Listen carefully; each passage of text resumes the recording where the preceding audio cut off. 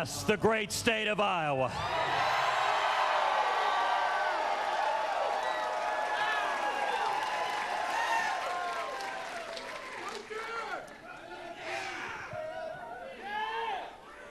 Let me first of all say, to God be the glory.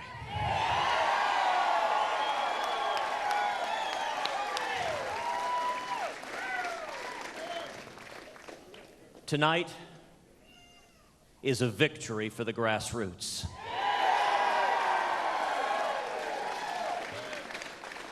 Tonight is a victory for courageous conservatives across Iowa and all across this great nation.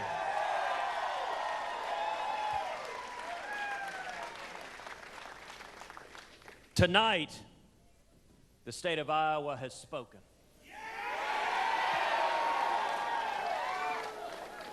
Iowa has sent notice that the Republican nominee and the next president of the United States will not be chosen by the media.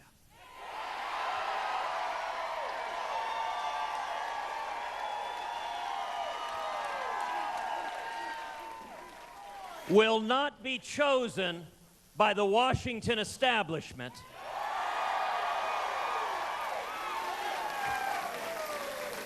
Will not be chosen by the lobbyists, but will be chosen by the most incredible, powerful force where all sovereignty resides in our nation, by we, the people, the American people.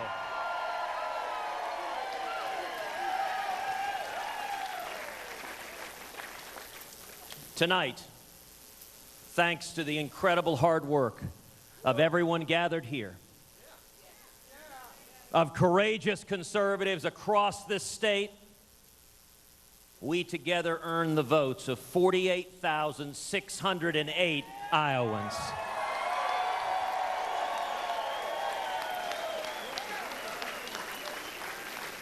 To put in perspective your incredible victory that you have won tonight, that is the most votes ever cast for any Republican primary winner.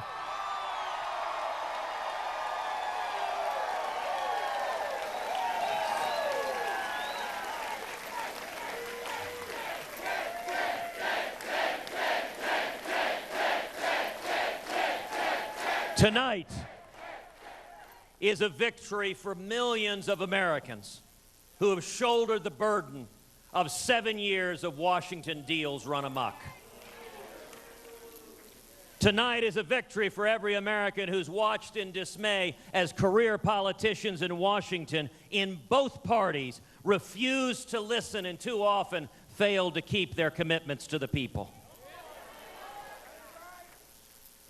Tonight is a victory for every American who understands that after we survive 8 long years of the Obama presidency, that no one personality can right the wrongs done by Washington. The millions who understand that it is a commitment to the Constitution, to our shared insistence that we rise and return to a higher standard, the very standard that gave birth to the greatest nation that the world has ever known.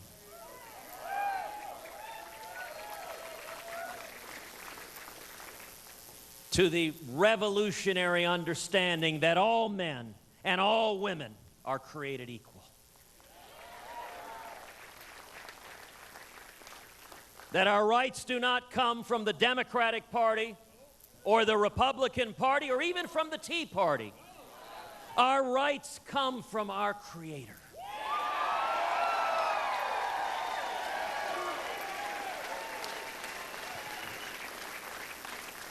And the federal government's role, the federal government's responsibility is to defend those fundamental rights, to defend us. And while Americans will continue to suffer under a president who has set an agenda that is causing millions to hurt across this country, I want to remind you of the promise of Scripture. Weeping may endure for a night, but joy cometh in the morning.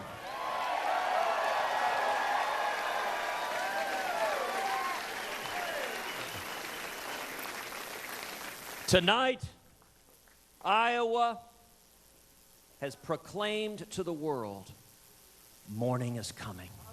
Morning is coming.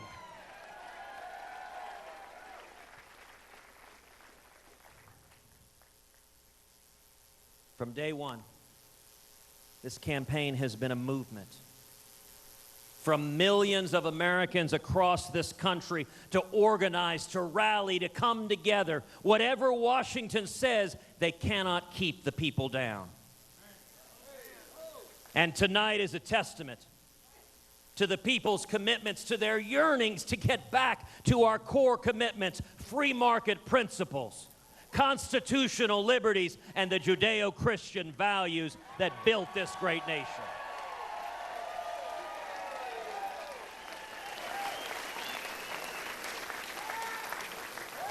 When the Washington lobbyists settled on other candidates in this race, when the media in one voice said a conservative cannot win, nationwide, over 800,000 contributions poured in to tedcruz.org as courageous conservatives said, yes, we can.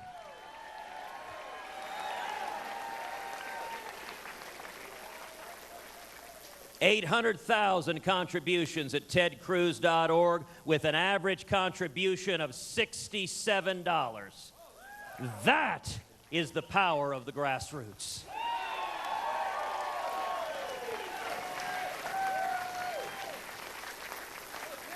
But it's more than that. It's 12,000 volunteers here in the state of Iowa.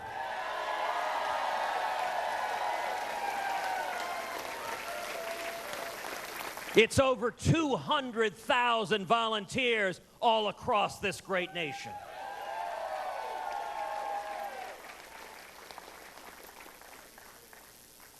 You know, during the course of this campaign, people have asked Heidi and me, are you tired? And I will admit, it is 16, 18 hours a day, 6, 7 days a week.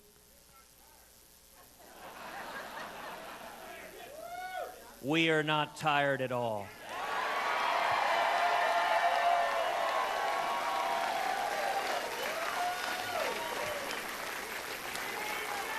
To the contrary, we are inspired by each and every one of you. I leap out of bed every morning amazed that at a time when our country is in crisis, every one of us has the opportunity to stand and lead, that we have been put in a place of leadership for such a time as this. I'm inspired by the stories of heroism that I see every day. Working men like Jerry Dunleavy from Columbus, Ohio, who requested an entire month off his job to come to Iowa to live at Camp Cruz and to volunteer full-time.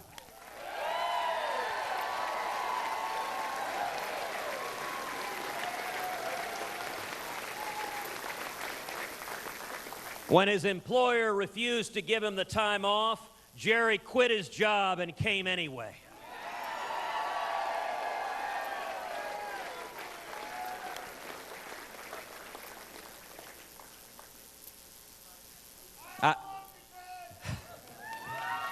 And I love the great state of Iowa.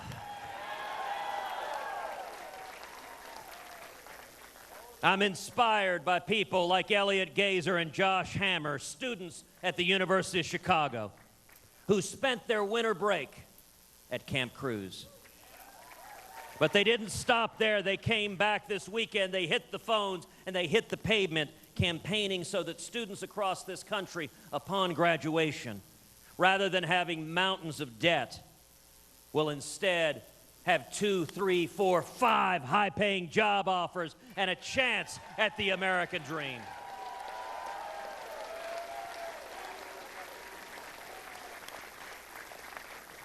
I'm inspired by people like Alexandra Ziegler, a 13-year-old girl from Lubbock, Texas, who yesterday at our campaign headquarters made 823 volunteer calls.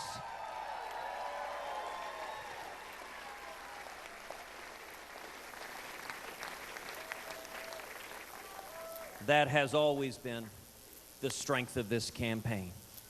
Are the men and women gathered here and courageous conservatives standing up and speaking out and lifting us up in prayer, lifting this country up in prayer each and every day.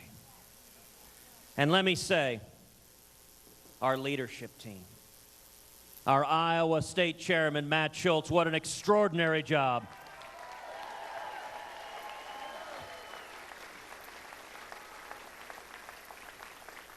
You have done organizing a grassroots army. And let me say to our Iowa State Director, Brian English, what an amazing job Brian has done.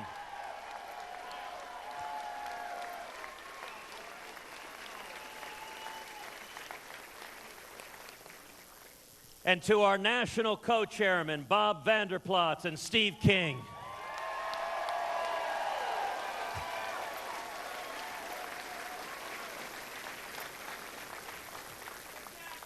These men have become dear and trusted friends.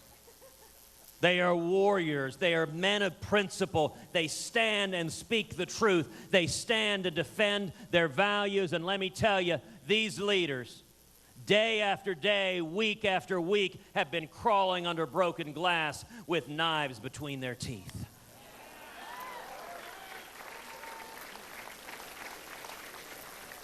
I'm grateful for the support, the early support of my friend, Steve Dace.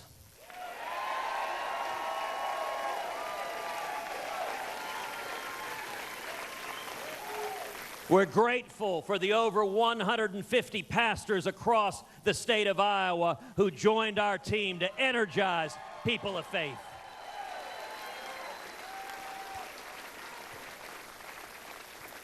We are grateful to the state senators, to the state representatives, to the volunteer leaders in each of the 99 counties who stood up and said, we will be heard and this will be decided by the grassroots.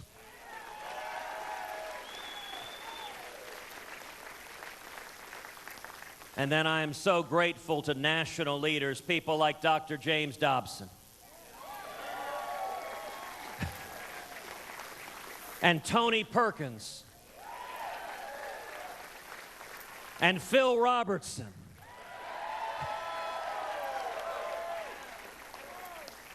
and Governor Rick Perry and Glenn Beck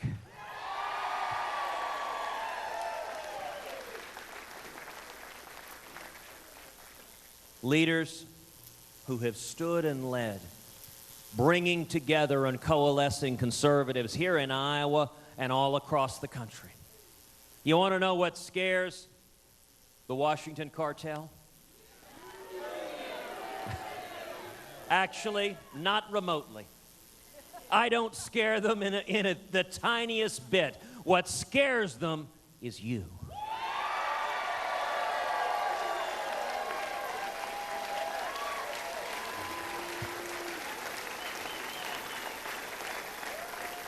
What scares them is that the old Reagan coalition is coming back together of conservatives.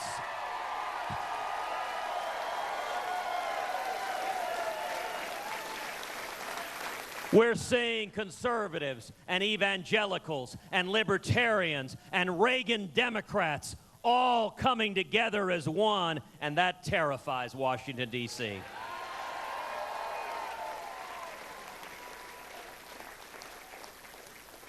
And so to the people of Iowa, Heidi and I say thank you for your incredible hospitality. Thank you for your love. Thank you for welcoming us into your homes, into your living rooms.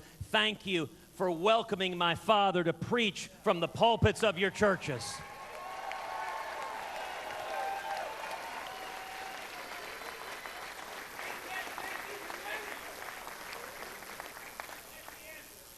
And let me say to my parents, Mom, thank you for the incredible, unconditional love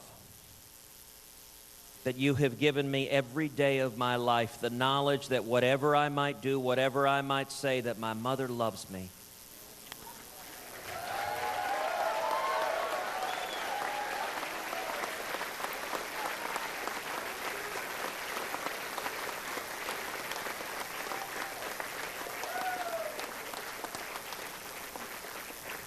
To my cousin Bibi, who is like a sister to me, we grew up together. I love you, Biebs.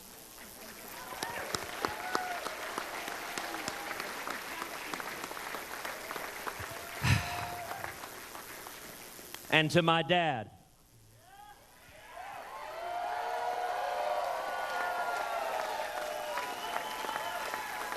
a man who came from Cuba at age 18 with nothing, with $100 in his underwear. He doesn't carry money in his underwear anymore. A man who was imprisoned, who was tortured, who washed dishes making 50 cents an hour, who has lived the American dream, and a man who is today a pastor traveling the country preaching the gospel. This is the American dream now coming to fruition. My dad is 76 years old, and yet he's got the energy of a teenager. And Dad, you have been my hero my whole life. I love you, Dad.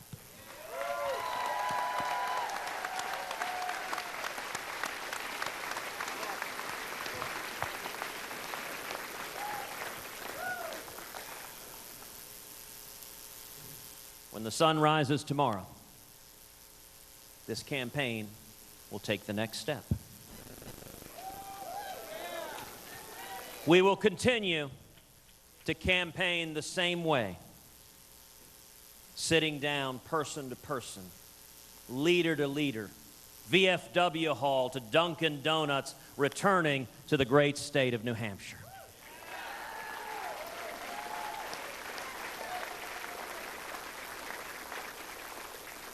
And let me speak for a minute to the men and women of the state of New Hampshire. 36 years ago, you welcomed to the Granite State a candidate running for president who was also deeply disliked by the Washington establishment and the Washington cartel. A candidate who had been dismissed outright by the media. Some polls had him 15 to 20 points behind. But you refused to let the establishment and the cartel and the media do your thinking for you. You refused to let them tell you how to vote.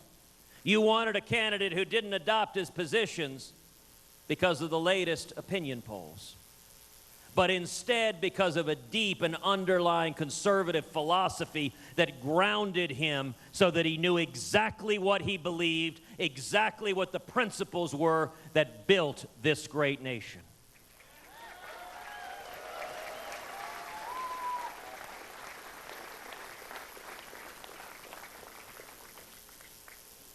And so tonight I want to say to the people of New Hampshire, thank you for what you did 36 years ago. Thank you for giving America and the world, and yes, history itself, our 40th President of the United States, Ronald Wilson Reagan.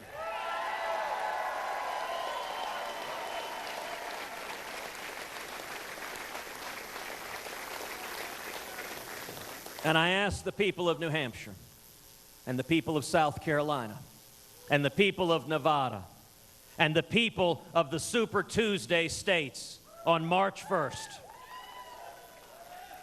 To each of you, do not listen to our words. Do not listen to the rhetoric from campaigns, but rather hold each and every one of us accountable. Hold me accountable and hold every other candidate accountable to be a consistent conservative.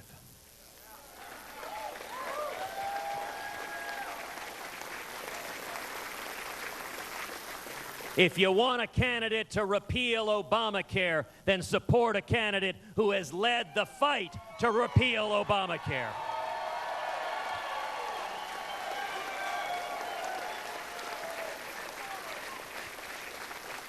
If you want a president to stop amnesty, to secure the borders and keep us safe, then support a candidate who has led the fight to stop amnesty, to secure the borders, and to keep us safe.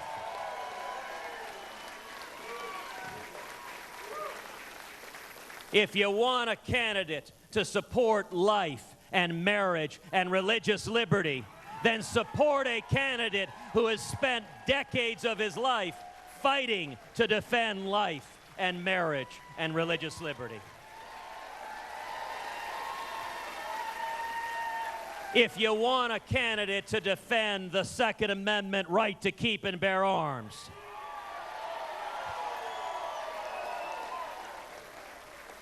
then ask of every candidate, where were you in the spring of 2013 when Barack Obama and Harry Reid and Chuck Schumer tried to undermine the Second Amendment right to keep and bear arms?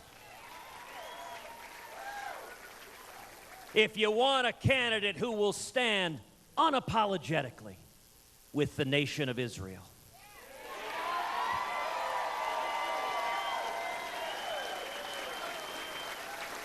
then support a candidate who has led the fight over and over again to stand by our friend and ally, the nation of Israel.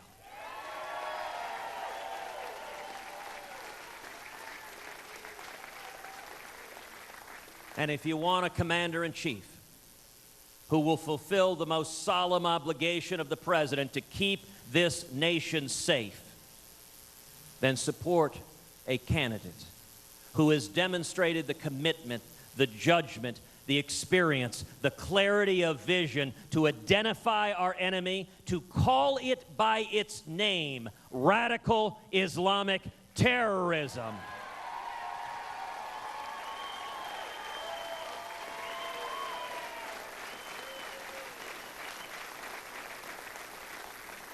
And to utterly and completely defeat ISIS.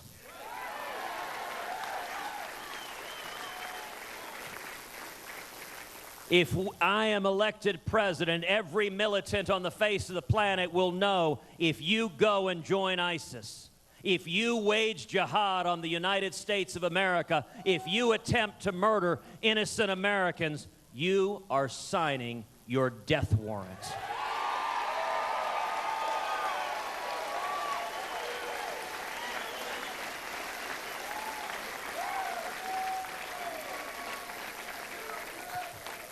And I'll tell you this, if the other states across the country follow the lead of the good men and women of Iowa and support this campaign, then I tell you this July in Cleveland, you will hear these words spoken from the podium of the unified Republican Convention.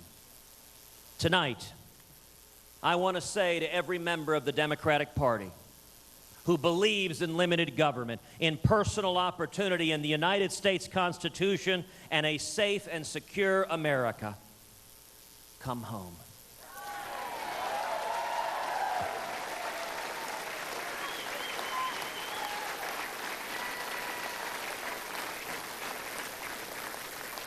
To the Reagan Democrats, your party has left you. And the Republican Party wants you. We welcome you back.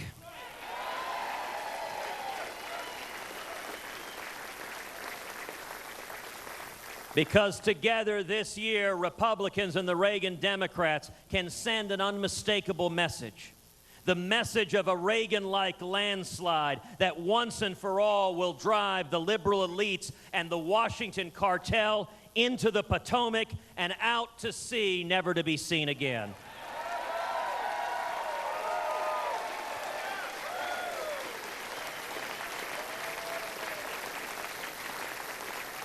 Together we can bring out a new era of economic growth, of military strength, of international security, and the future of hope that our children deserve.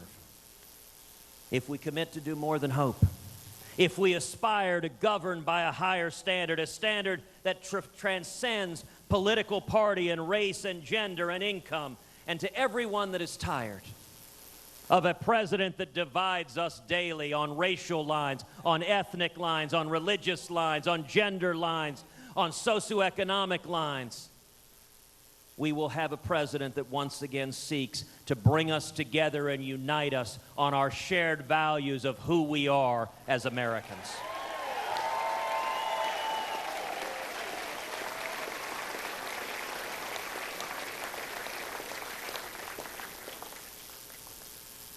The most solemn responsibility of the president is to keep this country safe. And we will stop the weakness and appeasement. We will stop making excuses for global bullies and terrorists and rather simply do what it takes to defeat them.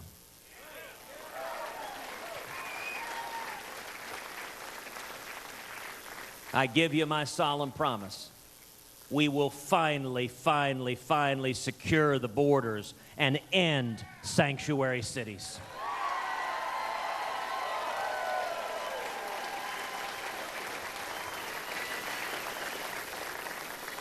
And I want to speak for a moment to the soldiers and sailors and airmen and Marines. I want to speak to the moms and dads who have a child serving overseas. I want to speak to the husbands and wives who wake up at night wondering if their loved one is still alive. I want to speak to the little kids who have been waiting months upon months to get a hug from daddy, a kiss from mommy. To all of our fighting men and women who have been sent into combat with their arms tied behind their back, with rules of engagement that are wrong, that are immoral, that will end in January 2017.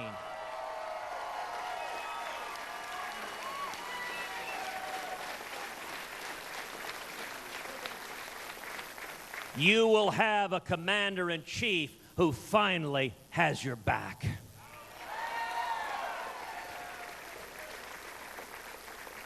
And to the police officers and the firemen and the first responders, the heroes who rushed into burning buildings instead of out of burning buildings.